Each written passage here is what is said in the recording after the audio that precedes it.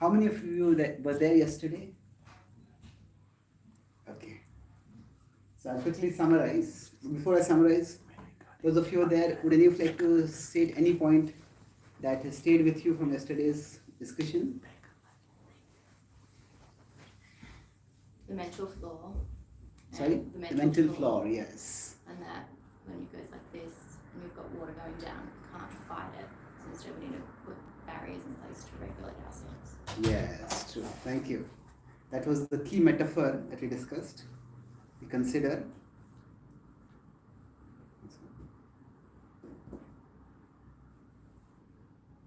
Strange.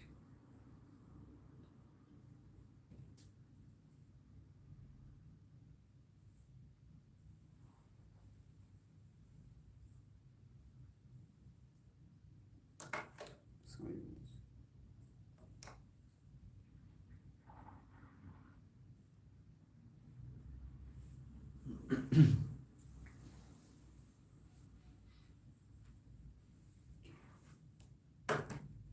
So we discussed mainly how we can have our inner world becomes like a floor, and within this floor, essentially our mind, if water falls on the floor like this, it will naturally flow like that. So similarly, whenever our thoughts have no specific direction to go towards, when we have nothing to think about, our thoughts start going in the direction where our mental floor is inclined. And so here willpower alone will not be enough, because willpower here is overpowered. It's far lesser than gravity power. So thoughts go in a particular direction, and to fight this we discussed broadly three main concepts. The first is, what is the mind? Any one metaphor we discussed for understanding the concept of the mind? Anyone remember that metaphor from yesterday? The software. Yeah, software. Thank you. Can you elaborate? The mind and body is the software and hardware, and the user of the computer is the soul. Perfect. Thank you. So just like in the software, there could be many distractions. There could be the notifications that come up, and then when the notifications pop up, if we are not discerning, we get caught with them, and then we get distracted by them. So similarly for us, the mind is something from where thoughts keep popping up. The thoughts can come externally from the body and from the outer world, but thoughts can come inside from the mind itself. And from both of those, when distractions come, things become very difficult for us. And then we also discussed how this model itself, from the mind and the body, at the physical level, from the mind there are vices. At the level of the body there are devices. Yes. So these two basically trap the soul. So we get completely entangled. So rather than thinking, why do I get distracted? We need to actually ask the opposite question. How is it that I'm able to function in spite of having so many distractions around me? That actually points to the resilience of the soul. Although the soul is encircled and entangled, still we are able to function. So that was the first metaphor we discussed with respect to understanding the mind. And then we discussed what causes, see, the mental floor could be like this, but the mental floor becomes like this. So what causes the mental floor to get tilted? Anyone remember that? Impressions. Yes, thank you. That's an impressive answer. It's an important word also. So basically, every action that we do, it creates an impression within us. Every action we do, there may be an outer consequence, but there is inevitably an inner consequence. That inner consequence is an impression is formed inside us. And what does the impression do? It leads to a proposition again. Let's do that same action again. And when we repeat that action, there is another impression that is formed. So just like if we visit a particular website, say the example of, what was that? Anyone? Bollywood and? Yeah, Bollywood is a, if somebody visits Bollywood.com again and again, and they come to a spiritual program and then they want to visit say Bhagavad Gita. So they type B. But what happens? Immediately Bollywood.com comes as autocomplete. Why? Because that's stored in the history. So just as there is our past surfing is stored in the history, similarly, there is basically the actions that we have done, they are stored as impressions. And those impressions come as autocomplete, they come as propositions. And when these impressions become strong, if we keep doing the action again and again, and the impressions become so strong that there is very little thought between the proposition coming from within and the action happening immediately. So that's like the say Bollywood.com has become somebody's homepage. So what they default think about. So basically, every action that we do, our mental flow is like this, but the mental flow slowly starts getting tilted more and more till that it becomes a little one or two impressions. It's like this, but when there are more impressions, it becomes more tilted. When there are many more impressions, it becomes this much tilted. And when by the time there are dozens and dozens of impressions, then basically the floor becomes very tilted. And then by default our thoughts go in that particular direction. And it's very difficult to avoid distraction. So for some of us it might be politics, some of us might be sports, some of us it might be movies, for some of us it might be something maybe more harmful, not just as entertainment, it might be drugs, it might be alcohol and things like that. So our mental floor, when it gets tilted, it becomes difficult to deal with it. So we discussed 3 R's for dealing with it. Anyone remember the 3 R's? Regulation. That was the one we discussed yesterday. Basically, that means that if I consider the floor has become tilted like this.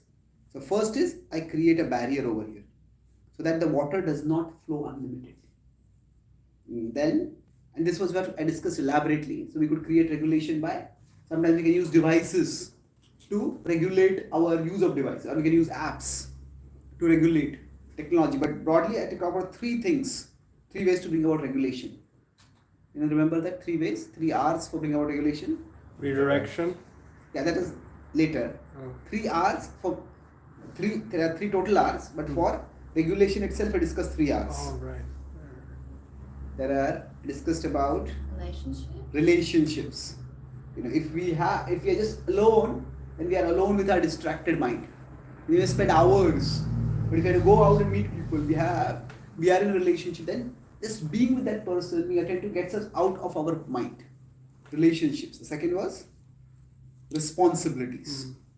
So if we have some obligations to do, then that may seem like a burden, but actually becomes an interruption from our mind's distraction. So if we have full weekend with nothing to do, then we might just do Netflix binging for the whole weekend. But if we have planned something constructive to do, we may need a break from our responsibility, but we plan something to do, then that will ensure that we don't get distracted too much. The third was rituals. By rituals I meant not just as religious rituals, not just blindly done, but certain practices, if we consciously do them repeatedly, then our mental flow becomes inclined in that direction. It becomes easy to do those. So by all these, we can bring about some regulation. We can bring about a break. So the idea is, through all these, we can bring structure into our life. And when there is structure, this is... We see what you mean. Sorry? We see what you mean. Okay, yeah, it's become, so structure doesn't become strict. I don't know what it is. Structure doesn't have to be strict. It can be flexible, depending on how we want it to be. So structure, what it can do is, it can avoid rupture. It can protect us from rupture. Because otherwise, we can just completely get disrupted. That was the first part I discussed, that was re-regulation. And what are the other 2 parts which we're going to discuss today? Redirection. Redirection, yes, thank you. So redirection means what? We now try to ensure that when we get distracted, the distraction doesn't become too much. We regulate it. Now what we want to do is stop the water flow in this direction, but now we want to get the water to flow in this direction. So that is regulation, redirection. So, and third R is, you remember? Yes, thank you. Reconstruction. Now, reconstruction means what? Basically, we want to find a process by which we can change the inclination of the floor itself. So, instead of having this floor like this, you would like to make the floor like this, where it is inclined in a healthy direction. So, this is unhealthy. If you consider this to be unhealthy, this to be healthy. So, today we'll discuss about redirection and reconstruction. Now, when we are trying to deal with distractions, basically inside us there are two faculties. I talked about the mind as a software, but there are layers within the mind also. I won't go into that too much, but basically inside us we have two resources. There is reason, and what is the other side? Emotion, isn't it? So whenever we do things, sometimes we do them because we are driven by reason, and sometimes we do them because we are driven by emotion. Now, in general, which should be stronger? Reason. Yeah, reason, we can say, should be stronger because sometimes our emotions can just mislead us. It's not emotions are always bad, but reason should be reasonably stronger, we can say. But so we could say this is the desirable state in some ways, but unfortunately what happens is the opposite. That if you consider reason and emotion, quite often emotion becomes stronger. So when you get distracted, there could be craving, there could be boredom, there could be fear, there could be depression, and all of these emotions when they come, now we could try to rationally, there's no need for me to be depressed like this. Yeah, some things are wrong, but some things are good also. We try to reason with ourselves, but often the reason doesn't work in the face of emotion. And when we have that negative feeling because of some negative emotions inside us, then we want relief, we want escape from that. So distraction occurs as our coping mechanism from feeling bad. So when emotion is overpowering us, at that time to fight emotion with reason is tough. Reason is required. Like emotion generally comes strong very quickly. Reason doesn't become strong that quickly. And that's why the first thing we need is to fight emotion with emotion. Not fight emotion with reason, but fight emotion with emotion. Let me explain. So what are we discussing right now? Right now we are discussing this theme of redirection. The floor is tilted like this. Now we have found some fences for us. We have done the regulation. But now when the water is flowing like this, we want some kind of brush or some tool that can push the water backwards. We are looking for redirectors. We are doing something for some things which can help us to redirect our thoughts. So what could we do for redirecting our thoughts? I hope everything is clear there. Yeah. So generally speaking, redirection can be done in two ways. One is, I'll explain in terms of concept, and then I'll talk about this as strategy. Remember that this 3-level self I talked about: soul, mind, and body. Now, in this 3-level soul, normally, where does distraction hit us most forcefully? Mind, yes. So we could say that here, distraction is coming like a strong wave, and it's pushing dragging our mind away, and then as our mind gets dragged, we also get dragged away. Now, if there is a strong wave coming, it's very difficult to fight against that wave. But the first strategy is that get out of its way. Get out of its way means that if our consciousness is caught in the mind, see, our consciousness comes from the soul, but our consciousness can be aware of various things. See, right now, if you're feeling a little uncomfortable sitting in this posture on the chairs, then if there's pain in the back, then the consciousness is there in the back.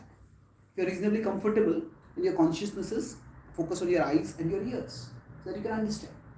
So what we do is when temptation comes like this, when distraction comes like this, we need to get our consciousness either down to the level of the body or up to the level of the soul. And then the force of the emotion, the force of the temptation, the force of the distraction will not force us. The wave is coming. If we get caught in the wave, it's very difficult to fight it. If we get out of the wave, then the wave will go, but we will not go with it. So one way to get the consciousness down to the body is deep breathing. Now when we do deep breathing, essentially what are we doing? You may say, we are always breathing. So what does deep breathing, how does deep breathing make a difference? Just being conscious. When you become conscious, oh, how am I breathing? Let me take a deep breath. Just thinking that I have to take a deep breath forces us to think about our breath. And as soon as we start thinking about the breath, both the thinking about the breath and slowing our breath, both of these bring our consciousness down to the level of the body. And when the consciousness comes down to the level of the body, it gets out of the mind. And sometimes we use the word head for it. Get out of your head. Stop thinking so much. Stop getting caught inside your thoughts. So deep breathing can be one way by which we can get our thoughts out of our mind. Sometimes exercise can also help us. Now if we have, like I talked about rituals, if somebody has certain exercises that they do regularly, then if somebody does some yoga asanas, then just putting the consciousness, okay, how am I bending my body, how much am I bending my body, and the rhythmic motion, that can have a calming effect on us. So basically get the consciousness out of the body down to the level of the mind. Now this is not itself redirecting, but what it is doing is, there is that wave going this way, but we are basically creating wave in another direction. So the thoughts of the distractions are there, but if you consider the example of a phone, one notification has popped up. Now sometimes a notification pops up and the color of the screen is such that you can't find where is the minimize button, where is the cross button. Some people get very intrusive notifications come. So if we can't find how to minimize it, we look at something else and we try to maximize that. Then if we maximize that, then that will go in the background. We not exactly minimize that, but we have maximized something else. So like that, we are creating another chain of thought. Then another way is we could do meditation. So when we do meditation, meditation can again done in many different ways. But when we do meditation, we raise our consciousness to the spiritual level.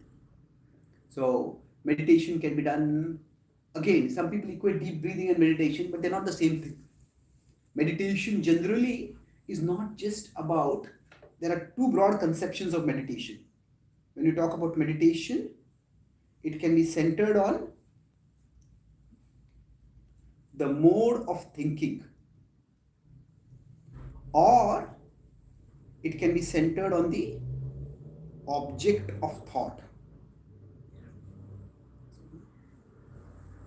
The object of thought. That means, what is it that I am thinking about?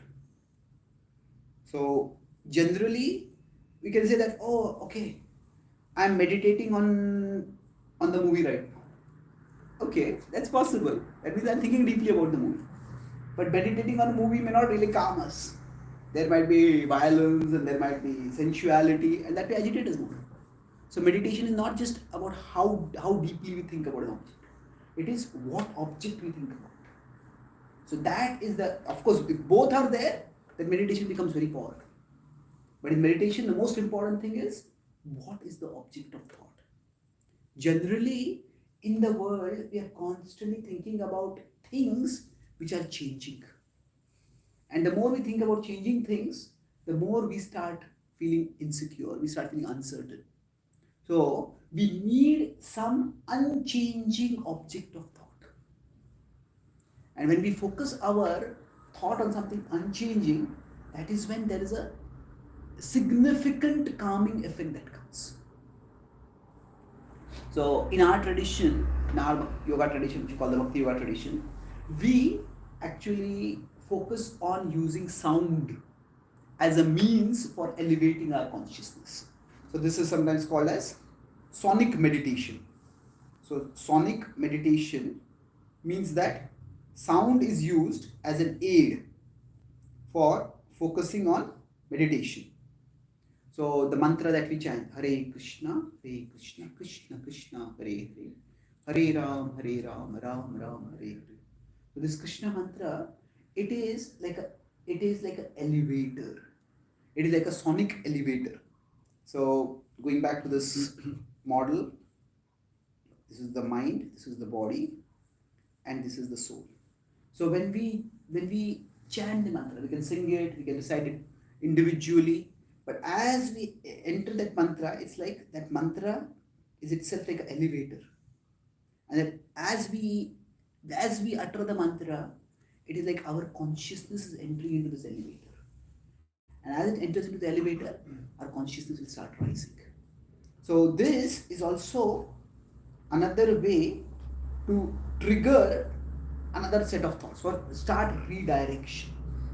So redirection happens by giving ourselves something else to think about.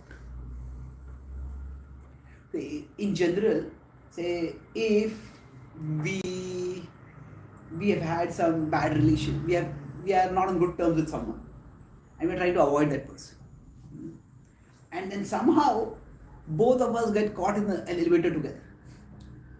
Now, if only two of us are there, then how long can we look at the floor? We can look here, look there, we can look at the phone. So basically, if there is another person and you want to avoid talking with them, if that is the only person in the elevator, that is the only person in the room, it is difficult to avoid. But if there is a third person, we start talking with the third person, then we can neglect that person without coming off as too impolite or too rude, and it's less difficult for us. That's why when sometimes somebody wants to end a conversation, what they do is they pretend they got a phone call and they start picking up the phone. Oh, hello, and then sometimes it's embarrassing. They supposedly talking on the phone, and then the phone rings. then the other person realizes that this person was actually simply trying to get away from you. But the idea is, similarly for us, when a particular chain of thoughts is going on, at that time to say no to that chain of thoughts is difficult. But if you can trigger another chain of thoughts, if you can rather trigger another flow of thought, let's use the word flow because thoughts are flowing in this direction like water is flowing, we trigger another flow of thought. Then it's easier to prevent our thoughts from completely going in that direction. So we stop that to some extent by regulation, but now we want redirection. Now there could be many redirectors. So I talk about deep breathing, I talk about mantra chanting. But essentially, the redirector that will be most effective for us, we're going to look at effective redirectors. There is one key for these things, and that is, if we consider a Venn diagram, say there is one circle. So these are things that we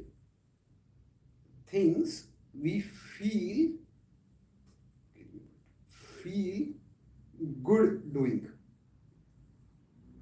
So these are things we feel good doing, and these are the things we know are good for us. The two different things. Things that we feel good to doing and things that are good for us. Now if we consider food, there are many foods which are great to taste, but they're not that great for our health. So if we can find some food that we find both delicious and nutritious, that is, we find delicious and that is also nutritious, then even if we eat a little bit more of that, it's not such a big problem. It's like if we are parents and we see what our children like to eat. Children may just want to eat cupcakes and chocolates. kind of spirit than that. But if you can find some food, maybe some vegetables healthy and you like the vegetables, then you can make more of that. So like that, the most effective redirectors are in the intersection of these two.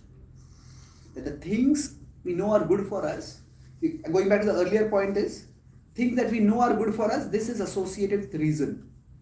And the things that we feel good doing, that is associated with emotion.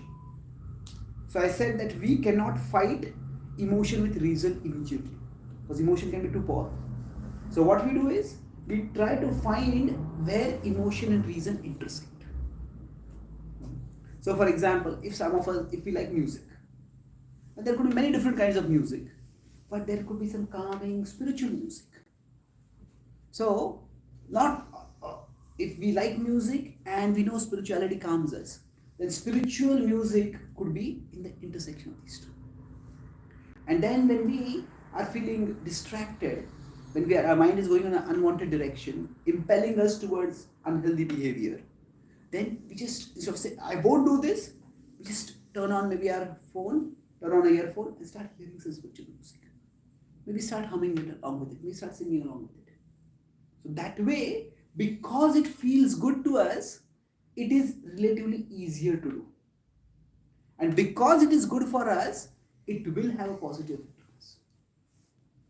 So in one sense, earlier I started by talking about how our mental floor can get inclined in an unhealthy direction. But our mind is complicated. By complicated, what I mean is that our mind can have many kinds of inclinations for different things. So with respect to one particular thing, maybe this, if you consider this to be an unhealthy direction, and in this direction it's inclined in an unhealthy direction, but maybe the mind is inclined in a healthy direction for something else.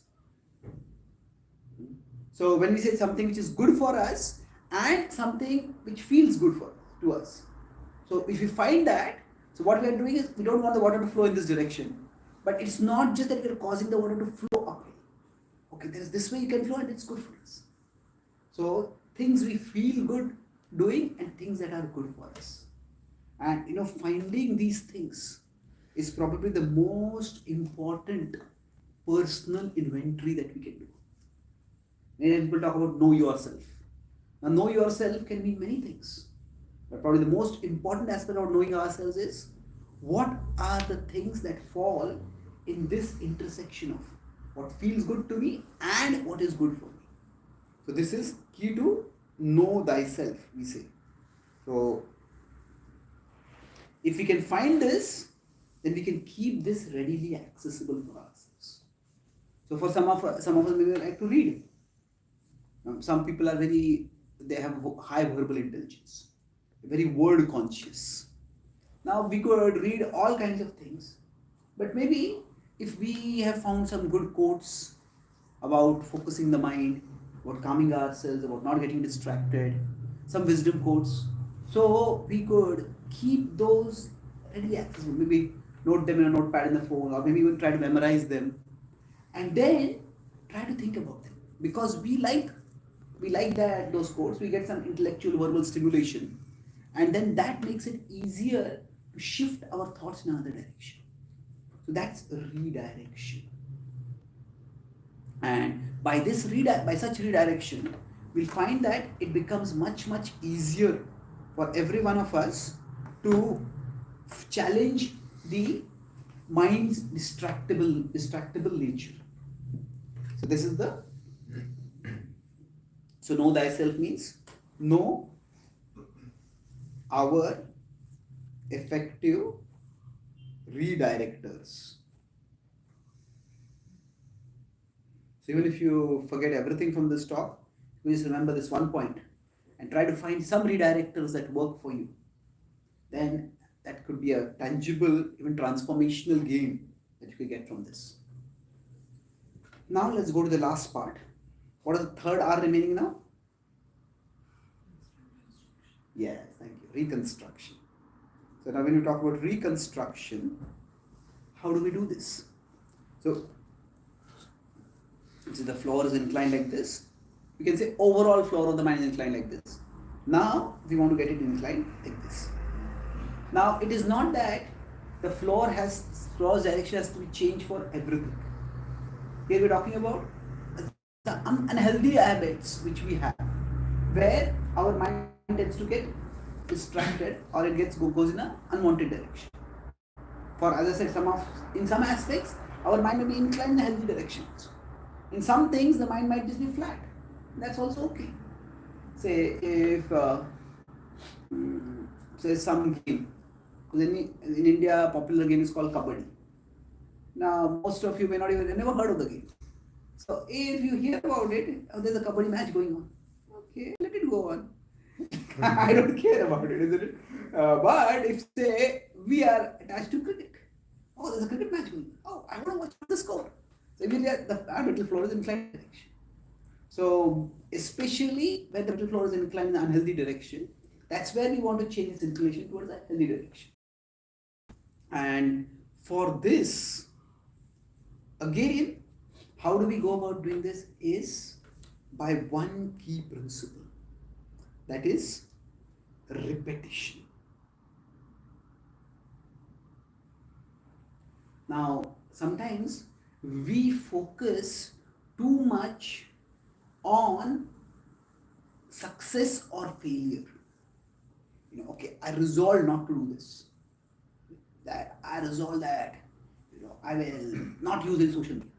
I resolve that I will not spend time on Netflix. I resolve that I will not do that. And sometimes we succeed and sometimes we fail.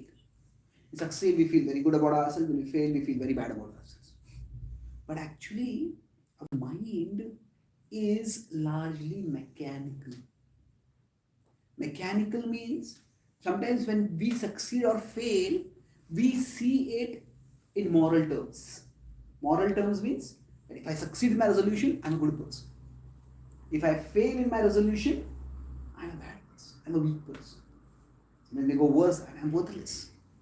Now, rather than focusing on the moral dimension, we can focus on the mechanical function. There is a role for moral evaluation also, but I'll come to that later. So when we are talking about self-assessment, where am I? Where do I want to go? So we often tend to do moral evaluation. Okay, I did well. I'm a great person. I did terribly. I'm a loser. You think like that. But this moral evaluation, this is not really very healthy. What we need is, we focus on simply, now I'm using the word mechanical repetition, and I'll explain what it means and what it does not mean. By mechanical repetition, like I gave this to the example of Bollywood.com and Bhagavad-gita.com. So now if I don't want Bollywood.com to run my browser and I want Bhagavad-gita.com to come. So what I do is, if I just visit Bhagavad-gita.com repeatedly, then that will become saved in my browser and that will come automatically.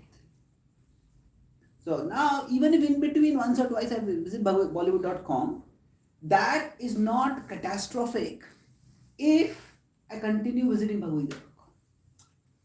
So in this way, let's go back to the earlier example that I had. I talked about it, remember, actions leading to impressions. So impressions are formed inside us. Those impressions lead to propositions. And those propositions lead to repetition of the action. So when this happens, actually, with respect to this, the mind is amoral or value neutral. The mind doesn't care whether the action we are repeating is good or it is bad. It's like the browser doesn't care whether you are visiting Bollywood.com or Bhagavad-gita.com. Whatever you visit, the browser logs that and offers us that as an autocomplete. So similarly for us, when we want to change ourselves, we just need to focus on the repetition. If we just keep repeating the right action, the healthy action, then that will form impressions within us. And sometimes we pin our success on our capacity to give up the wrong action. I will not do this. And when we fail, we become discouraged. Now, of course, you want to give up. Yesterday, if you remember, I said that don't focus on fighting against a bad habit. Focus on fighting for a good habit. And let the good habit fight against the bad habit. Like if a big thug is going to attack us, now we may not have the physical resources to defend ourselves. And if we try to defend ourselves, we'll just get battered. But if we had a physically powerful friend, if we have a bodyguard, let that bodyguard fight with the thug. So for us, it's like there is an unhealthy habit which may be right now much stronger than us. And if we try, instead of confronting it directly, we focus on building a healthy habit.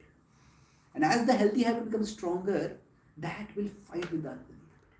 So what do I mean by healthy habit over here? That we look at in general what are the times when we get distracted. And at those times, what else can we do? So broadly speaking, generally when we succumb to any weakness, any temptation, it's not an exhaustive list, but it is a fairly indicative list. You can remember this by this acronym HALT. Does anyone know what this is? Yeah? Should I say? Yeah. Oh, hungry. Thank you. I forgot what the A was, but L is lonely and T is tired. Yes. Hungry, lonely. Can anyone guess A is what? A, angry. Yes. Thank you. So you. So hungry, angry, lonely, tired. These are broad emotional states when we become vulnerable. Now, of course, you can say hungry is a physical condition. Tired is also a physical condition. But it's not just a physical condition, it's also an emotional condition. When we are hungry, we are irritated because of the hunger. When we are tired and we are irritated, why do I have to work so hard? Why is this so difficult? So generally, these are physical sensations, but when those physical sensations come to the level of emotions, then each of these can very easily propel us towards distraction. So we become very vulnerable to distraction during such states. Now, of course, as I said, it's not an exhaustive list. But these are more concrete. If somebody says, when I feel fearful, when I feel insecure, when I get depressed, that's when I feel, that's when I succumb to distraction. That's true, that may be true, but it's very difficult to tangibly quantify, or rather identify what are the situations when we get depressed. It's very difficult to tangibly identify what are the situations when we feel anxious. There could be many. So we are looking here more at easily identifiable situations. Just one that sort of is big there that I think is missing and could fit quite nicely on the top is P for pain. If people are in pain, that can be very distracting. Yeah, that's a good point. So we can say halts. We need to take some halts in our life. Isn't it? Thank you. So, true. If we are suffering for whatever reason, then that also makes us vulnerable. So true. So thank you. Now, if we could identify these states, and then we can anticipate and prepare. Okay, this is going to be a long day for me. At the end of it, I'm going to be tired. So when I'm tired, I might just come back, and it might be good if I sleep, but I'm so tired, I just turn on my TV and I sit in. Sometimes people just get so caught in watching TV. Some friend comes and says, "What are you watching?" Yeah, actually, what am I watching? I don't even know what I'm watching.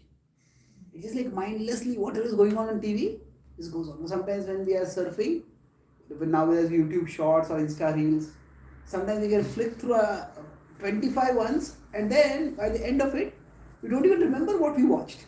Not the first one, Even the 25th one we don't remember. Just mindlessly we go on. So if we anticipate, okay, this is a situation when I'm going to be hungry, when I'm going to be tired, or we all have some people, interacting with them gets on our nerves. So that's just the way life is. There are two kinds of people. Some people bring happiness wherever they go, and some people bring happiness whenever they go. So we all have some people. Now it's curious that the person who falls in the second category for me might fall in the first category for someone else. So it's not necessarily the fault of that person. But from our perspective, if we know some people get on our nerves, and if we know we are going to meet them, then plan. Maybe before we meet them, we try to calm ourselves down.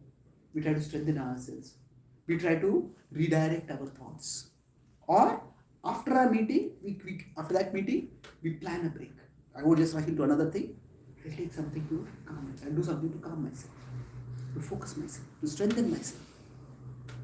So these are the broad situations when we need to anticipate. And then once we anticipate, then we can prepare.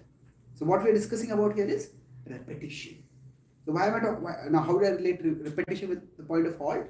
See, when these are situations that come up, at that time, we will be prone to a distraction. But rather than fixating on not getting distracted, we focus more on repeating a healthy behavior. So if I decide, okay, I'm going to repeat deep breathing regularly. Maybe I have some reminder on the phone every couple of hours, just take 5 deep breaths. Or every few hours, just calm yourself by chanting some mantras, by uttering some sounds, peaceful sounds. If you make that a habit, if you just repeat that, then again by repetition what will happen is, you remember earlier how does our mental flow from here become like this? It's by repetition creating impression. So here what we are doing is, we start with this healthy habit. Now we may not be very inclined toward that, if it's breathing or it's meditation. But if we keep just repeating it again and again, then our mental flow will become inclined towards it. So focus more on the repetition of the positive, not so much on the cessation of the negative. And then even if we say we feel hungry or we feel lonely, we call one friend and that friend doesn't pick up the phone. We call another friend and that friend doesn't pick up the phone. We must see a third friend and that friend doesn't reply. And we start feeling lonely. Now maybe we get distracted. But if we have created a culture of repetition, a habit of repetition, then what will happen is, we'll remember, yeah, maybe I don't need to spend so much time with this. There's something better I can do. So focus on the repetition.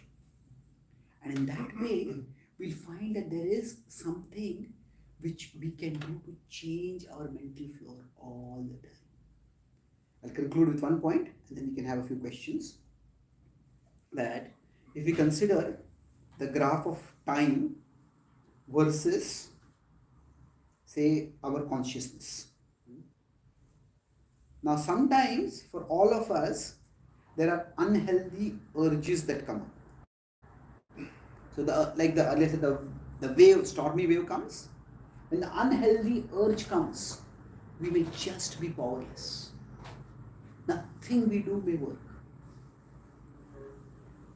And when we succumb to some behavior which we say, I'm not going to do. Say we decide, okay, I'm not going to spend my time on this or that. Okay, I'm not going to spend so much time watching TV. But then we are at a neighbor's place or a friend's place and they have our favorite TV series going on. And we start watching it. And then, okay, we watch it for 15-20 minutes. And then we come back home and at night 6 hours we are watching it.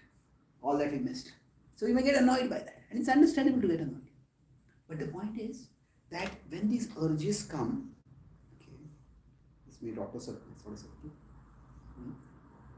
when these urges come, they come very strongly, but they don't stay all the time. They come, they stay, and then they go. So basically, we often focus our willpower when the urges are at their peak. But even if we can't resist the urges, we can persist between the urges. So our power largely exists in this phase. So resist the urge, you may fail in that, just hopelessly fail in that. But that is undoubtedly possible for us. Okay, at that time I wasted my time, I maybe I drank, I smoked, I did this, I did that, whatever it is. Okay, but that's over now. In between the urges, we do have free will. And if we use that to do something positive, to do something constructive, to strengthen ourselves. So that is again, we find our redirectors and engage in those activities. Then what are we doing by that? We are basically, by that repetition, changing the mental flow. We are reconstructing it. And when we do that, that becomes our source of strength. Next time, when the urge becomes stronger, the urge surges, at that time, we will be better positioned to fight against it. We may not be able to give it up immediately. We may not be able to succeed at that time. But we will be better situated. And it's an incremental system. So in this, if we focus on this strategy for reconstruction, we will broadly go through 4 stages. And this understanding, see, break it, I succeeded, I failed. Now that is a very binary kind of vision. And it doesn't leave any room for nuance. So we can say that in our inner struggle, there can be broadly 4 stages. There is failure without struggle. That means, it's like I'm doing some work and some friend calls, hey, let's go and watch a movie. Or let's go and drink. Yeah, we may not say it. I was just waiting for someone to call me. I'm just bored here. Come, let's go. So there is no inner opposition at all. That's the first stage. Then the second stage is failure. Can you guess? With struggle. With struggle, yeah. So,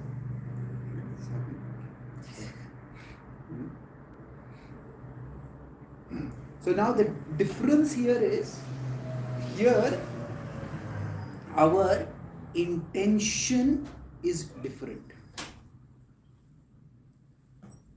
The end action may still be the same, but our intention was, I don't want to do this. Maybe we are trying to study, we are trying to do some work, and I said, let's go to a party, let's go to drink. I said, no, I don't want to do that.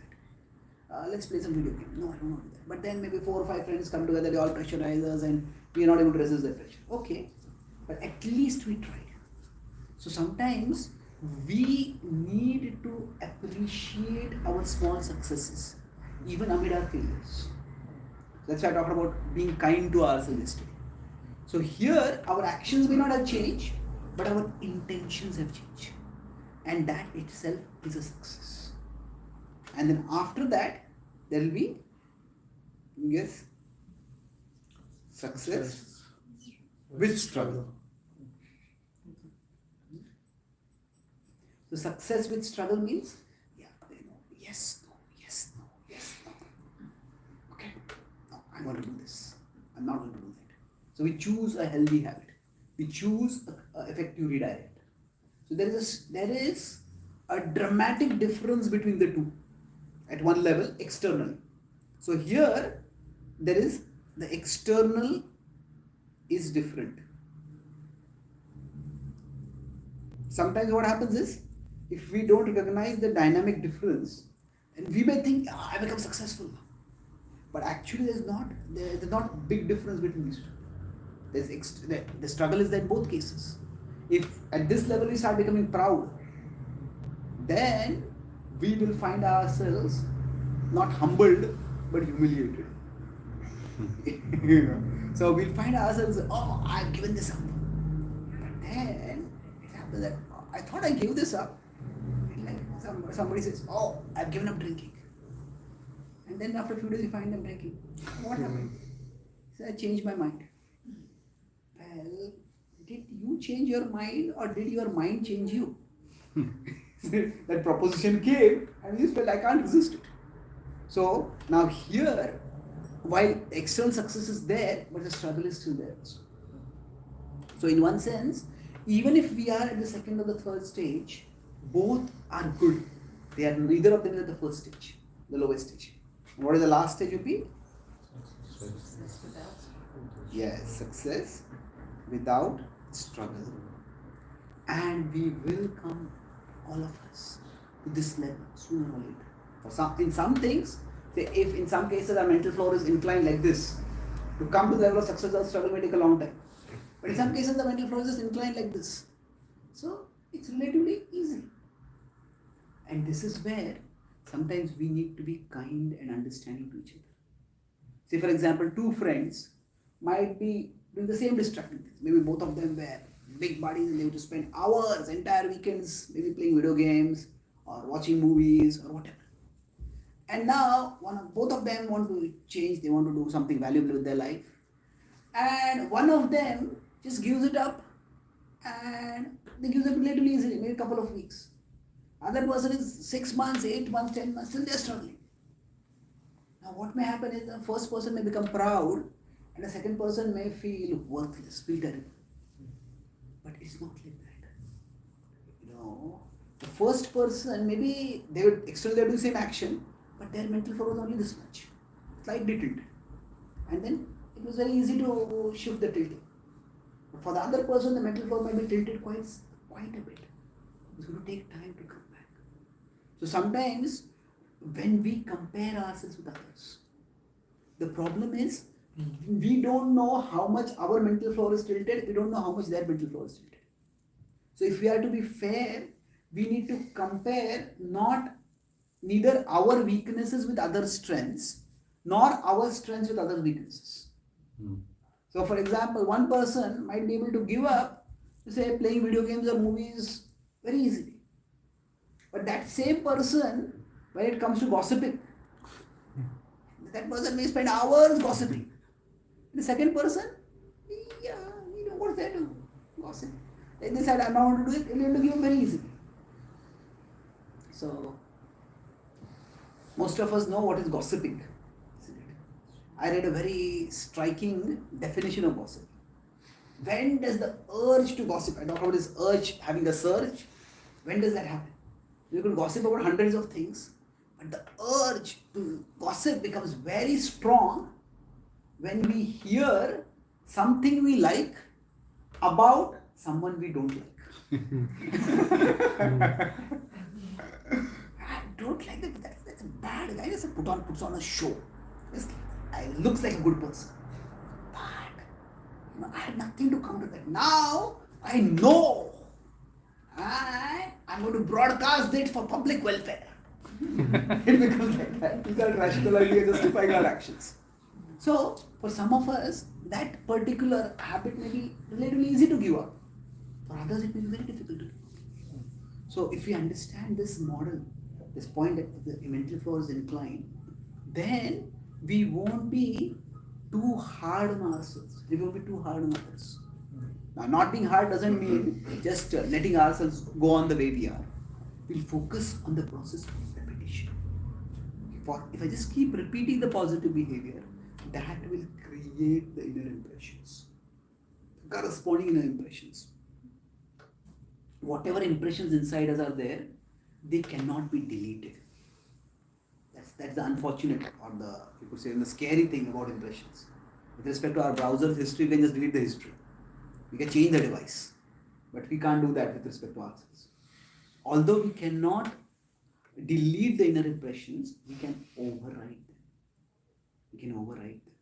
Sometimes the inner impressions, they keep popping up, but if we keep overriding, then eventually these healthier impressions that we are forming will become stronger. And that's how we will be able to change. The distractions will still be there around us, but we will learn to focus more and more. Because these healthier impressions within us, they will ensure that our inner energy, our inner world, our mind becomes our friend. and doesn't act as our enemy. And it's amazing how much each one of us can be empowered. All of us have achieved some things in our life. Maybe not as much as we had wanted to, but we all achieved some things. And we have achieved these things while our mind has been opposing us. While many of our inner impressions were working against us. But if our inner impressions started working for us, how much more could we achieve? It's like I am here and there is a big block opposing me. And even with this block, we are pushing and we are moving forward. This block is our own impression which stops us. So if this block goes away, then each one of us, the force with which we could move forward will be much, much more. And that's how it is not just for ourselves that we want to be transformed. It is we can do so much more good to the world. We can be of better service, better assistance to others. We can make a greater contribution, a greater difference in the world. So our changing ourselves, our learning to focus is not just good for us. It can be good for so many others. And that can be also a much more inspiring motivation for us to change ourselves. So I'll summarize. We did a summary of yesterday's talk and then I discussed about two main themes. First was redirection. And in redirection, I discussed about two broad things. Get up to the soul. Through examples of breathing and meditation. And second is, to do this, when emotion is overpowering us, reason is very difficult to use. So, get emotion to work for us by finding the intersection of things that we feel good doing and things that are good for us. So, make an inventory of that and keep those things accessible. That was for redirection. And then the second was reconstruction. And in reconstruction, what we focused on is that the mind is mechanical. And rather than putting moral labels on our behavior, I'm great, I'm wonderful, I'm dreadful. So putting moral labels on our successes or lapses, we focus on repetition. That if we just keep repeating the healthy behavior, then what will happen is that repetition itself will tilt our mental flow in a healthy direction. And sometimes when the surges become too strong, we may not be able to avoid relapsing into an unhealthy behavior.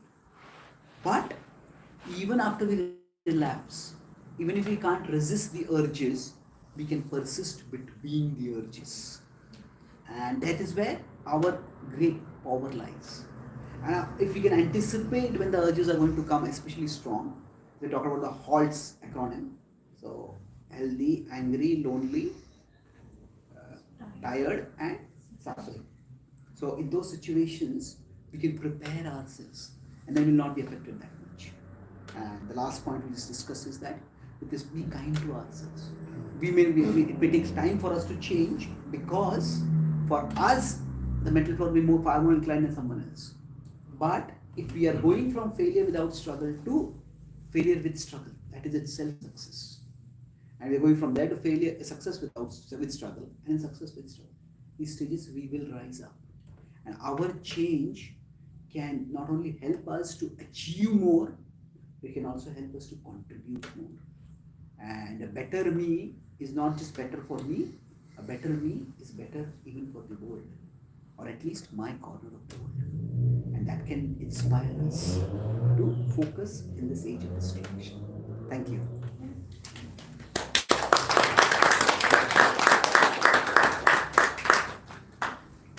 Are there any questions or comments? Yes, please. Two-part question. Yes, please. When you said reason and emotion, and you said essentially reason is superior or better than emotion, I feel like that presupposes that emotions are going to be negative or harmful or destructive, and that reason is going to be always sound. So, the Good question, I good think point. you get it. Yeah, good point. So is it that reason is always sound and emotion is always bad? Not necessarily.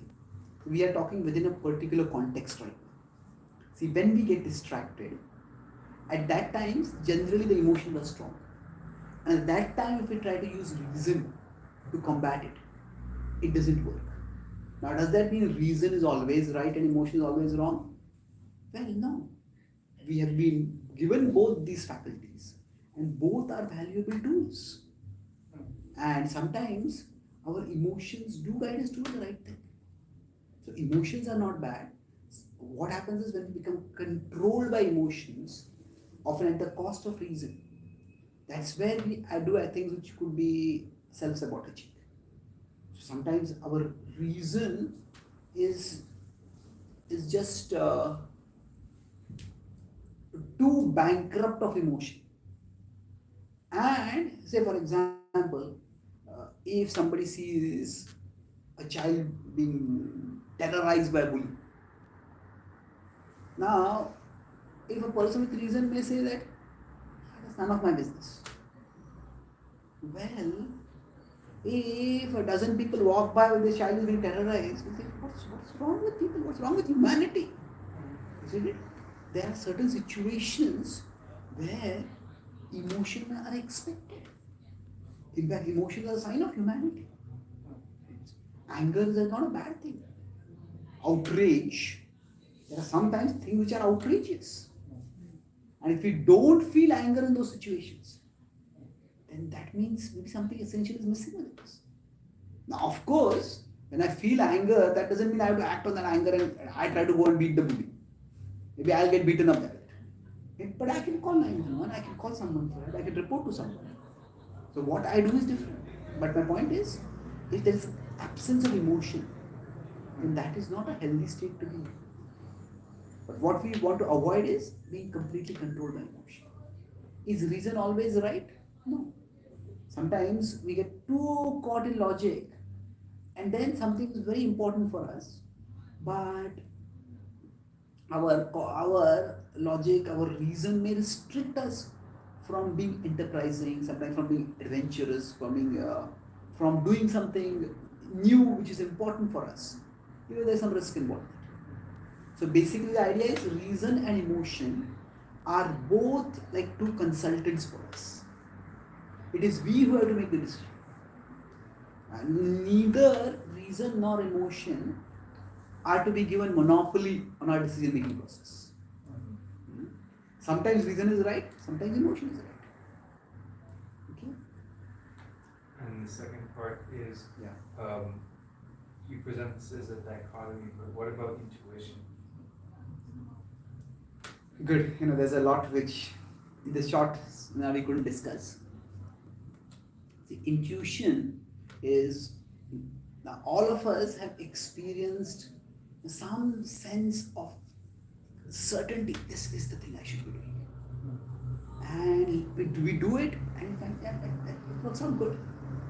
So intuition can be a very powerful source of guidance, can be like an inner compass, it can be a source of inner wisdom for us.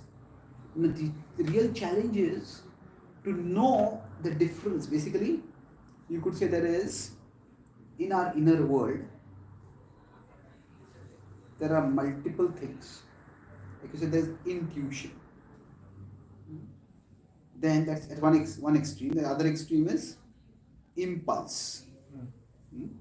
And we could say somewhere in between is instinct. So impulse is something which is generally unhealthy. Impulse means somebody yells at me and then I want to yell them double loudly to them. So somebody speaks one harsh word, I want to speak 10 harsh words. So like that impulse is unhealthy. Often impulse is the cause of our distraction, for our succumbing to temptations. Now instinct is, you could say something like, it's programmed intelligence. By programmed intelligence, what I mean is that we don't have to consciously think too much about it. Like some people are just good at words. We are trying to write a letter, and we spend 1 hour rewriting one sentence, and then we show it to them. Just in 1 minute, they rephrase it. Yeah, that's exactly what I wanted to say. So now they don't really have to think much about it. Some people have an instinct for words. Some people may have instinct for music. That means just pick up an instrument, just touch it a few minutes, and then it's playing beautifully. So it's programmed intelligence. This is what we could call as talent at one level. It's just an innate sense of the right thing to do. So now beyond that, intuition is more like a specific intelligence. In a specific situation, you just feel. Sometimes you use the word gut feeling, sometimes sixth sense. So this is what I should do. So now there is much in our inner world, and some of it is good, some of it is bad. But so now when instinct comes or intuition comes, that could also come with a sense of not just like logical certainty, but also emotional certainty. This is the right thing to do. So emotion could also be involved over there, no doubt about it. Like somebody is not just they don't just feel good doing music, playing music, but they are also good at music. While they're producing good music, they're also feeling very good about it. So the challenge here is that these three things, they don't come with a label. Hey, I'm impulse. Hey, I'm intuition. I'm instinct. So when something pops up within us, it's at that moment very difficult to identify what it is. That is why we need generally patience and experience. So sometimes we just know, okay, I'm good at this. So if we look back at our own life, we may find that as some people may be good at interior decoration. They come to a house and they see, okay, you move the sofa here, you put this painting here, you do this and look much better. Somebody who has stayed for 6 months in that house and they didn't think about it. And this person in less than 6 minutes they get that. So we look back at our life, we can find out what our instincts are. One way to know our instincts, is to note consciously what we notice unconsciously. Unconsciously, or you can say automatically. That means if somebody has a language instinct, as soon as they'll come to a room, they will look at all the notices and their mind will automatically start proofreading those notices. It's just, somebody comes, they look at the paint, they look at the objects. So this way we can badly understand our instincts. What is that my attention goes to this in general? Of course, it could be if somebody is alcoholic, they come into a room, they automatically go to that, there are drinks over here. That's also possible. But then that would come under impulse. Here we're looking at instinct is, we learn that way. So over a period of time, we can find out, okay, I'm good at these things. And these are my weaknesses. These are things which I get impulsive over. And then there's also intuition. We can better sense it at that time. Otherwise, we may think that it's an intuition and it may turn out to be an impulse. So self-observation over a period of time can help us bring about better discernment. Does that answer your question? Yeah. This is an incredible answer. Thank you. There's a question here. I was actually going to ask the same thing, where does intuition fit in this spectrum of Okay. So in one sense, intuition can be actually the voice of the divine coming through us. In the model of the self, I didn't talk about it, that here we talk about this, the soul, mind and body. But what the yoga texts tell is that right next to us, the supreme soul or the infinite, the divine, is also sitting next to us. It's like two birds sitting on a tree. The divine is sitting next to us in the tree of our body. So that divine can also speak to us. So intuition can sometimes be the voice of the divine speaking to us. But it's difficult to identify. That's why we need some self-observation. Thank you. So you, in some way, we can say what you've spoken about sans intuition is the rule, and then at times intuition can be the exception to it. For example, sometimes intuition could make a distraction, which would otherwise be pretty blatantly not a great thing, it could make that into an acceptable thing. But the rub is finding what is the distinction between intuition and instinct and impulse. So Yeah, because they're the exception, you don't want to just any distraction. Oh, this is my intuition telling me to go. exactly. That's true. Good point. So, in general, it's good to have a broad sense of our priorities, a sense of a structure to our life, and sometimes we make an exception. Thank you. Yes. Thank you so much for the talk. Question is for, I'm trying the mantra meditation, and I think I've hit the failure with struggle of the third part. Third part is success with struggle. Failure. Failure with struggle. Second part. Second part, yeah. Okay, fine. So I end up just repeating mechanically, but my mind is thinking about Netflix or thinking about projects.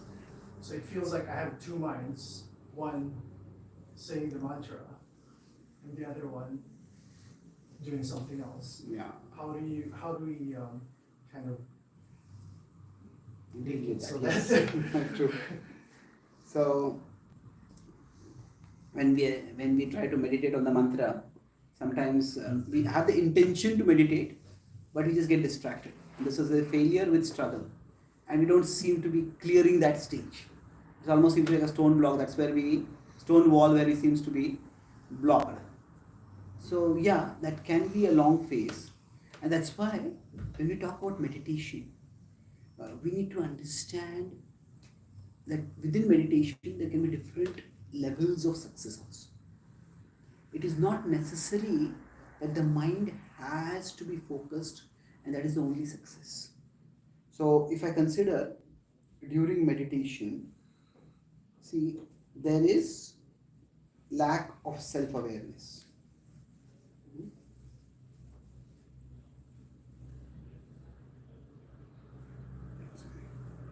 And then there is self-awareness. And then you could say this is like a progression. Then you could say there is divine awareness. That how each one of us is a part of a divine. That we are all working for something bigger than ourselves. And something bigger than ourselves is working through us. That divine awareness, we could say, is at one level the highest state of meditation. Now, when we are progressing toward this stage, actually there is a stage in between. That is awareness of our lack of self-awareness. And this is also a progressive stage. I mean, there's lack of self-awareness and there is awareness of the lack of self-awareness. So to understand the difference, let's consider somebody who's drunk excessively. Now generally, if a person is drunk a lot, drunk a little more than what is safe, then that person may say, maybe they can tell a friend, can you drive me back today? I don't want to drive. Or they may tell the bartender, can you call a cab for me? But if a person is drunk way too much, and the bartender only says, sir, can I call a cab for you? Maybe you shouldn't drive. And this person said, oh, are you to tell me I can't drive? So this person is so drunk that they are not even aware they are drunk. So that is the lowest state. There is complete lack of self-awareness. But in the earlier stage, that person is drunk and they are aware they are drunk. So that is still a more sober state. So even if you are coming from lack of self-awareness towards awareness of our lack of self-awareness, that is progress. And then now, having said that, we can do some things to try to help ourselves. So I talked about effective redirectors. So something which is at the intersection of things we like to do, things we feel good doing, and things which are good for us. So, if we consider in the mantra chanting, sometimes we do the mantra chanting to connect with the divine, but sometimes that seems very elusive because the mind is restless. So sometimes what we need to do is we need to connect with the divine and bring that connection into the mantra chanting. That means we can pray, maybe we can hear some soothing music, maybe some spiritual music, or so many of us may find that singing the mantra might be a little more absorbing than reciting the mantra. So we sing it a few times, and then after that bring that sense of connection, bring that positive emotion, that attention that has come into the mantra. So if you consider when we are doing mantra meditation, this is say our mantra chanting that we are doing. So when this connection is established, there will be emotion, there will be even not just attention but absorption. This will come eventually. Emotion and absorption. That will come as this connection happens. But sometimes what we may need to do is we bring that emotion and absorption into the mantra chanting.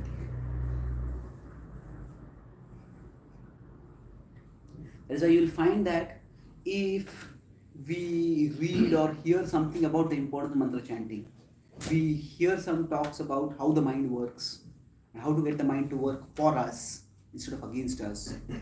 So even intellectual conviction, that can also help us. So we sometimes have to bring that into the mantra chanting, and then we'll find that the connection will be much better. So that way, it is the struggle will be there, but struggle will become lesser. Okay. Thank you. Any last question before we stop? Yeah. Maybe just a comment, because we are all divided by language barrier, right? And the first encounter with mantras, they are the original and then the untampered version of the mantra. And for some other speakers, sometimes the mind requires a translation of what the mantra is. And we know mantra is energy, so whether we will understand it or not, it has got an effect on us. So I think that's just the thing that comes to my mind with mantra. Yes, okay, good point. So the mantra, sometimes it may seem to be from a language that is different from our native language, and that can create sometimes maybe initially a fascination. It seems exotic, but sometimes that can also create an obstacle. This seems very strange, weird. I can't connect with it. So the idea is that mantras, they work on multiple tracks. So there is the cognitive track, but in general, when you talk about mantras don't work necessarily in the cognitive track. In the broad Vedic tradition, there are two words. There is Shabda and there is mantra. So sound is of two categories. A Shabda, it's potent. It is primarily cognitive. Its potency is cognitive. That means, say for right now we are talking. So the primary benefit from this talk will come if it's understandable. So the cognitive component is important. But mantra, its potency is not so much cognitive as it is, we could say, non-cognitive. That means it works at a level which is different from the way we function normally. It's like, say, if somebody is taking a medicine. Now, whether they understand how the medicine works or not, if it's a good medicine, it will work. Having said that, it's not that the cognitive component is not important. The cognitive component, it can help us persist with the process. if I know why the medicine is important, if I know how the medicine works, then I will persist in this. And sometimes some medicines are such that initially maybe there is an escalation of the symptoms, and then there is the subsiding of the symptoms. And at that time, I really need to know the mechanism of how it works. So the mantra chanting itself, it works at a, you can say, non-cognitive or trans-cognitive process. Buddhi grahayam atindriyam is beyond the yoga texts say that.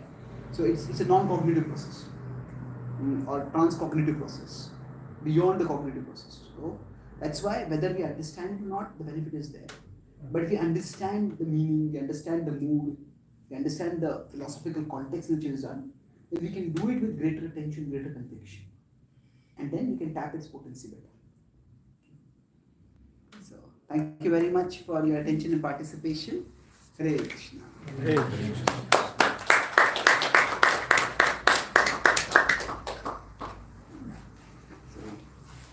I have written a few books, about 27 books, but unfortunately, we don't have all those books. Here we have one set of 365 quotes over here. This is inspired by the Bhagavad Gita. So this could be a very good aid for meditation also. So each one of these is inspired by a particular verse of the Gita. But even without knowing the Gita, you can benefit from that. The choices you make you. This is what the inner impressions. They form our character and they form who we are. The size of our problems is inversely proportional to the size of our purpose. So there are many quotes like this. Failure is a bump on the road, not the end of the road. So when we succumb to an urge, that's just a bump. Yeah, after that we still have opportunity. So we have a few calendars available and we have many more coming on the way in a few days. If any of you want these calendars, you can have them. It's for $15. 365 quotes. For each day of the year, there's one quote you can read. It's also a very good gift you can give to friends who may not be directly interested in anything spiritual or anything like that, but they may be interested in wisdom. And if you want, I can sign it. If you want to give it to a friend, I can also sign on the day of their birthday. So that way, this is available. And I have a website called Gita Daily. Okay, close this. Gita, Gita-Daily, where I write every day on the Bhagavad Gita. And if you want to learn more about what we discussed and learn more about the yoga text on which this is based, you can visit that website. Thank you very much. Your notes, can you put them somewhere that we can access the notes so they can remind us? Okay, sure. I can give it to the Munjaran, the organizer here. Yeah. I can send it to her and then you can ask the information. Thank you. Where can we buy these? Now? Yeah, you can take it now and stop it. Munjaran. You can pay at reception. Sorry, You can pay at reception, yeah. Okay. Yeah.